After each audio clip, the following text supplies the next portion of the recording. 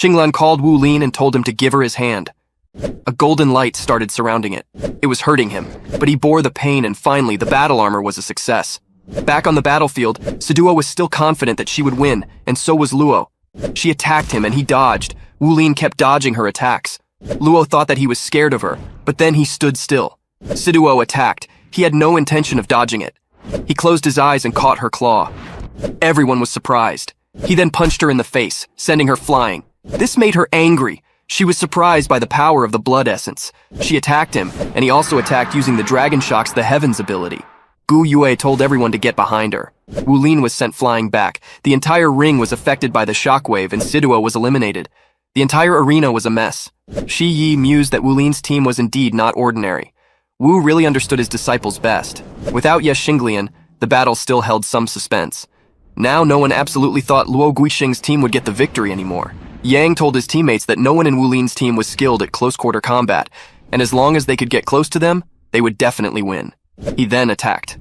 Gu Yue told Xu Xiaoyan to combine her power with him to bring their soul rings out. They formed a huge snowstorm. It wasn't looking good for Luo's team. Yang wasn't going to let a snowstorm stop him. He thought that he just had to get close to them and he would win. Yuran told him to open the way and that she would support him. Gu Yue raised her hand and made the storm even more violent. Yang noted that the longer he delayed, the stronger Gu Yue's soul skill would become, so he needed to be quick. Yuran helped him escape, but she was left helpless against a barrage of attacks. Luo teleported her, but it was too late. She was badly wounded and collapsed. They both were restrained by ice chains. Luo wasn't able to move and they were finished off by the team. At that time, Yang step by step went through the snowstorm to reach Gu Yue and Xu Xiaoyan. Xu Xiaoyan attacked him using her ice spear, but it didn't work. She stopped him from moving any further. She was ready to sacrifice herself to save Gu Yue because she believed in her. Yang attacked her, ready to finish her, but then his attack was blocked by Li Ji. Yang was surprised because Li Ji was a food-type soul master. He was ashamed that his attack was blocked by a food-type soul master. He tried to attack, but before he could, Gu Yue attacked him with fireballs, forcing him into a defensive position. At that time, Xu Xiaoyan casually walked over while condensing an ice spear in her hand. There was no suspense left in the battle. Anyone with half a brain could see that it was Wu Lin's team's victory, and so the match was over. Wu announced that Wu Lin's team had won. The team was filled with joy because their efforts had paid off. Xinglan was standing in the crowd. Gu Yue walked towards her and hugged her, thanking her because if it wasn't for her, they would not have won. Wu told the team they were the victors of the selection tournament and would represent the first grade in the match against the second grade. Wu added that if they wished, they could select up to 2 more people from the class to join their team to increase the number of members joining the competition. The team decided that they didn't want anyone else. Gu Yue walked past Luo and Siduo without saying a word, completely ignoring them. Wu Lin remained the class president in the first class. He proved his strength. Until then, the students of the first class realized that Jixi could take Xu Yucheng down with him. Xu Xiaoyan wasn't just a pretty face, but really strong in combat. A food-type soul master could fight in close combat. The captain's power was very strong. Wu Lin's position in his class was unshakable now. Time after time, he revealed new depths to his strength. At the working students' dormitories, Yue came to visit Wu Lin. He mentioned hearing about their victory in the class tournament and congratulated Wu Lin. Wu Lin responded asking if Yue was there to probe them. Yue said he had heard about Wu Lin equipping a piece of battle armor in the battle. Wu Lin confirmed this, giving credit to Xinglan. Yue inquired about Xinglan, but Wu Lin refused to provide any information, citing their upcoming competition as opponents. Yue explained that as a mecha maker, he was about to start making his battle armor, and wasn't trying to take advantage of Wu Lin. Wu Lin mentioned their own secret weapons, which increased their success rate for making battle armor to 30%. Amazing, Yue. Yue then proposed borrowing the weapon in exchange for contribution points, but Wu Lin insisted that Yue would have to wait until after their match. Then someone knocked on the door. It was Yuanen. Yue asked why she came there. Hearing Yuanen's voice, Zizi woke up. Yuanen asked Wu Lin for help in making her battle armor and inquired about what he wanted in exchange. Wu Lin responded that he needed to know her profession first. Yue mentioned being a 3rd-rank mecha maker. Yuanen stated that she was a 4th-rank mechanic. Wu Lin then said that Yue could make his own, and they would lend him their secret weapon for a fee. For Yuanen, Wu Lin offered to help design and make her battle armor, covering the alloys and providing a maker for her. Yuanen agreed, and said she would start saving contribution points. She then proceeded to leave. Before she left, she thanked Wu Lin. Then suddenly, Zizi shouted that he was there. Yuanen, a little annoyed, told him that no one had called for him. Before class, Wulin was walking with Liji when two students from his class greeted Wulin. Liji noticed that everyone had accepted Wulin as class president. Wulin wasn't so sure, but then Luo, who was waiting outside of class, greeted him. Both he and Liji were surprised by his sudden change in behavior. Yang said that Luo took the initiative to greet Wulin. Yuran added that Luo was also walking behind Wulin, noting that Luo's skin was just too thick and that she would never be able to submit like that. Yang remarked that a man of character knew when to submit and suggested that Yuran could learn a thing or two from him. However, he also observed that compared to Wulin, Luo lacked a certain charm, a kind of charisma. Now that he was looking at him properly, Yang thought Wulin really was fit to be the class president. After hearing Yang, Yuran looked back at Wulin. She didn't know it yet, but she now saw Wulin in a different light. 3 days later, the day of the match, everyone was excited. Even Elder CIA showed up. That day, the arena was bustling. Students from the first and second grades came to the arena very early. Wulin spotted Yuanan. Behind her, two boys were talking about the high chance that their second grade would lose. She glared at them and they stopped talking. She then saw Wulin and Zizi. She was a little annoyed to see Zizi. The Spirit Duluo also came. Elder Kai was walking behind her, so most likely the status of the Spirit Duluo was higher than Elder Kai. There were a lot of important people there. Wulin's team had to do their best. Wulin spotted his teacher Feng and his grandteacher Zhuo. The two weren't happy to see each other and the argument kept getting more and more heated. But then the two were told to calm down by the Spirit Duluo, and they happily complied. They called her by the name Yali. Wulin wondered why his teacher and grandteacher were there. Yali asked them why they were there and told them that if they wanted to watch the match, they must do so quietly. Zhuo stated that it was normal for him, an elder of the Sea Deity Pavilion, to come to watch matches in the outer court, and that he was not a blacksmith just coming for entertainment. This statement enraged Feng, who responded by questioning what Zhuo meant about blacksmiths and asserting that without them, there would be no battle armor. They both started threatening each other, but then Yali stopped them again. Wulin wondered why both his teachers were behaving so strangely.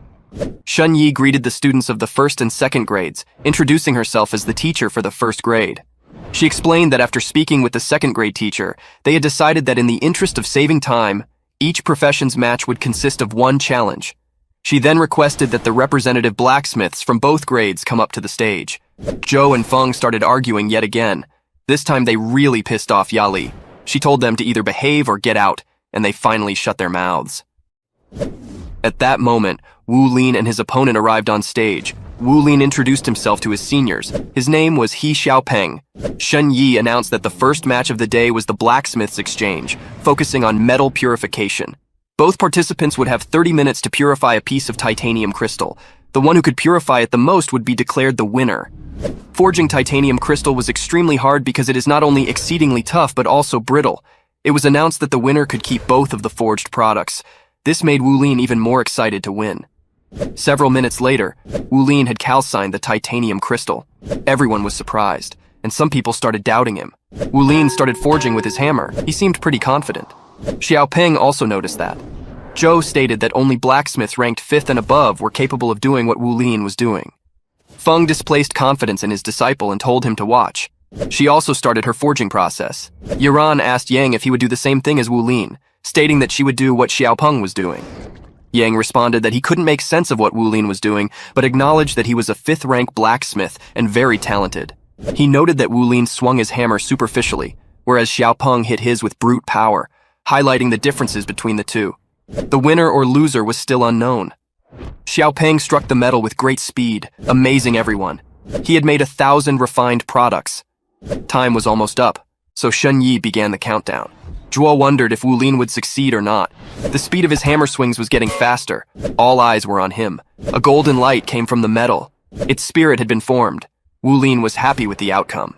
Feng went down on the stage and hit Wulin on the head. He demanded to know why Wulin was dilly-dallying and urged him to hurry up and finish the task. Feng reminded him that its spirit had formed, so he would definitely succeed if he refined it. He questioned if Wulin still needed instruction and threatened that if he wasted the piece of titanium crystal, he would ensure Wulin didn't get any sleep that night. Wulin thought that its spirit had formed and realized that it really had. 1,000 refining with spirit referred to bringing the spirit out of a metal by 1,000 refinings, but spirit refining would grant life to the metal. Xiaopeng greeted Feng. Feng told him that his performance wasn't too bad, but he still had a long way to go. He advised him to keep working hard. Shun Yi told Elder Kai that Elder Feng going on stage was clearly against the rules. Elder Kai responded that even at the end of this match, Wu Lin had won and should be allowed to continue forging to complete his spirit refining. Shun Yi expressed concern that if Wu Lin continued forging, he would be exhausted afterward. Yale reassured her, saying not to worry about it, as she would take care of Wu Lin. The titanium crystal had turned into a golden ball. When the titanium crystal was refined into pure titanium, the spirit refining was complete. From that moment on, the piece of metal was granted life. Titanium crystals were rare, but finding titanium gold was like spotting a unicorn. Even with Feng's cultivation level and status as a 3-word battle armor master, only 3 pieces of his battle armor had titanium gold infused in them. He knew that Wu Lin had to succeed. Wu Lin kept forging. Xinglan was also amazed, but then cracks started appearing on the ball. A golden light shone from the cracks. Wu Lin had done it. He had made titanium gold. Everyone was amazed. The titanium crystal that he was holding was granted life at the same time. It was on the verge of gaining awareness. Feng tried to seize the opportunity and claim the titanium gold, but Wu Lin wasn't falling for it. Wu Lin told Shun Yi that he needed to go down to rest and that he would visit her in the evening. The match was over. Wu Lin of the 1st grade had won. After a while, the second match of Mecha designing was about to start. The 2 contestants, Gu Yue and Bai Hanying, were called on stage. Hanying introduced herself to Gu Yue. From a distance, Yuanen nodded at her. Their team was plotting something. ZC was a little jealous that Yuanen was close friends with other people too. Shun Yi announced that the design match would test their reasoning and the quality of their design. They would have 30 minutes to design the right gauntlet for a set of battle armor. They were allowed to use their old designs. Elder Cade would personally select the winner. The match then began. They both started designing. They were almost equal in strength. 30 minutes later, the match had ended. Elder Kai stated that the match was a draw. He acknowledged Gu Yue's design for a 1-word gauntlet, noting that it incorporated spirit alloys and was very comprehensive. He remarked that it was a practical and effective design, though not perfect enough. Elder Kai also addressed Bade Hang Ying, asking if her design was meant for someone with twin martial souls. Gu Yue knew that her design was most likely for Yuanen. Gu Yue was capable of creating a design for a piece of 1-word battle armor, which was made of alloy metal, and was designed to be very comprehensive, practical, and effective. However, the 1st grade suffered a crushing defeat in the 3rd match. Wu Lin didn't recognize a 4th-rank mecha maker the 2nd grade sent out. However, the 1st grade only had the 3rd-rank Luo Guiqing. The difference between the 2 was clear, and defeat came swiftly. Shun Yi announced that for the final match of the competition, 6 people from the 1st grade would fight 6 from the 2nd. Both teams were asked to come to the stage. They were now face-to-face. The match began, and without wasting any time, Wu Lin and Yuanen clashed. They both took out their battle armor. The battle had just begun, and they were already going all out. At the other end of the stage, the students all summoned their martial souls. Xu Xiaoyan held Gu Yue's hand as she stepped forward and conjured up a blizzard. Xiaopeng, Yue, Xingmo, Hengxiao, and Han Ying attacked using their martial souls. Wu Lin knew that Hengxiao's soul tuning would be a problem for them. He used his purple demon eyes to stop him for a moment. At the other end of the stage, Xinglan was facing Yue, Xingomo, and Xiaopeng. Xingomo attacked her. Their swords clashed, but she easily stopped him. Shinogomo thought that she was using martial soul suppression. He decided to withdraw using the aura of Starlight Gathering. Xinglan was then attacked by Yue and Xiaopeng. She used her sword and easily stopped them. She mocked them by calling their attacks childish. Yue was sent back. Everyone was amazed by Xinglan's strength. Xinglan attacked Xingomo, but her attack was blocked. Shinopeng rushed in using his soul skill. Turmor burst to attack her. She raised her sword and attacked them using the Starlight Net. Everyone thought that Xinglan's strength was terrifying because she had managed to hold off 3 opponents alone.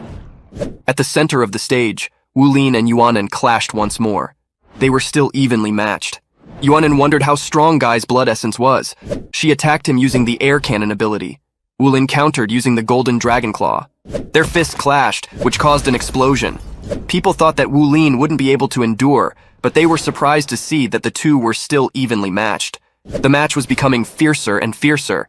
Ye Xinglan faced 2 other opponents. Ye Xinglan faced off against He Xiaopeng and Yue Jingyu in an inconclusive engagement. On the other side, 2 clones sneakily appeared behind the 2nd grade team. One of those clones approached Bai Hanying. The other appeared behind Duan Hengxiao like lightning. The first clone missed Bai Hanying. The second was easily stopped by Duan Hengxiao. Xisi knew that dealing with them wasn't going to be easy, so he decided to fight them using his clones. At the center of the arena, Wu Lin and Yuanen were still fighting. Wu Lin was getting tired. His teachers were also worried. Wulin attacked her using the Golden Dragon Shocks, the Heaven's ability. Zhuo was amazed. Yuanin stood still and attacked back using the Berserk State ability. She knew that even though the Berserk State could only be maintained for 3 minutes, it would be enough to defeat Wulin. Yali mentioned that young people today were really amazing. Even with a cultivation vase of 4 soul rings, they could fight with such terrifying power. It's really amazing. Wulin was sent flying back by Yuanin. He was tired. Li Ji threw a bloodthirst bean bun toward him so that he could recover his soul power and physical strength.